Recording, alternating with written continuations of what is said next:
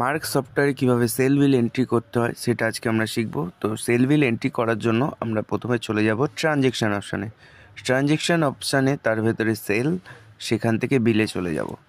বিলে গিয়ে ফার্স্টে হচ্ছে আমরা ডেট পেয়ে যাই। ডেট তো অটোমেটিকলি কারেন্ট ডেট আমাদের সফটওয়্যারে চলে আসে। নেক্সট হচ্ছে আমরা ক্যাশ সিলেক্ট করে আমাদের এখানে পেশেন্টের যদি নাম নাম্বার দিতে চাই সেগুলো আমরা ইনপুট দিতে পারি।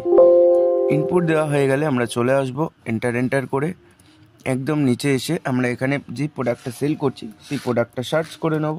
প্রোডাক্টটার নাম লিখলেই আমার প্রোডাক্টের সব চলে আসে।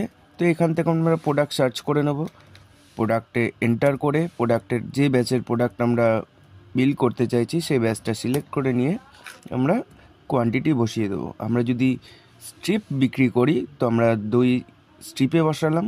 যদি আমরা সেটা ট্যাবলেট কেটে বিক্রি করে থাকি সেটা আমরা ট্যাবলেটে ঘরে বসাবো। দিয়ে আমার যদি কোনো ডিসকাউন্ট থাকে সেটা দিয়ে দেবো, দিয়ে এন্টার করব। নেক্সট একইভাবে যদি আমরা কোনো অন্য প্রোডাক্ট নিতে চাই সেটার নাম লিখব। সেটা নাম লিখলে আমার প্রোডাক্ট চলে আসবে। আসলেই আমার ব্যাচ সিলেক্ট করে আমি কতগুলো বিক্রি করছি সেটা কোয়ান্টিটি দিয়ে দেবো।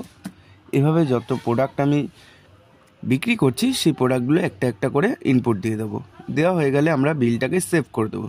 সেভ করার জন্য সফটওয়্যারে আমাদের এন্ড প্রেস করতে হয়। কিবোর্ডে এন্ড প্রেস করলে তারপরে এন্টার করতে হয়। এন্টার করার পরে আসে আমার হচ্ছে আমরা পেমেন্টটা কি মোডে নিয়েছি, ক্যাশে না ক্রেডিটে বা ফোনপেতে, যে মাধ্যমে হোক আমি ক্যাশ মোডে পেমেন্টটা নিয়ে নিচ্ছি। এখানে কত টাকা আমরা নিচ্ছি সেটা দিয়ে এন্টার করে এই জায়গাতে এসে আর একবার এন্ড প্রেস করলে আমাদের সেভ বিল অপশান থেকে আমরা বিলটা সেভ করে দিতে পারি। এখানে যদি আমরা প্রিন্ট করতে চাই আমরা এখানে এন্টার করব, আর যদি প্রিন্ট না করি সেক্ষেত্রে আমরা স্কেপ করে বেরিয়ে যাই। নতুন কোনো ভিডিওর প্রয়োজন থাকলে আমাদেরকে কমেন্ট করে সেটি জানান এবং আমাদের চ্যানেলটিকে সাবস্ক্রাইব করে আমাদের পাশে থাকুন।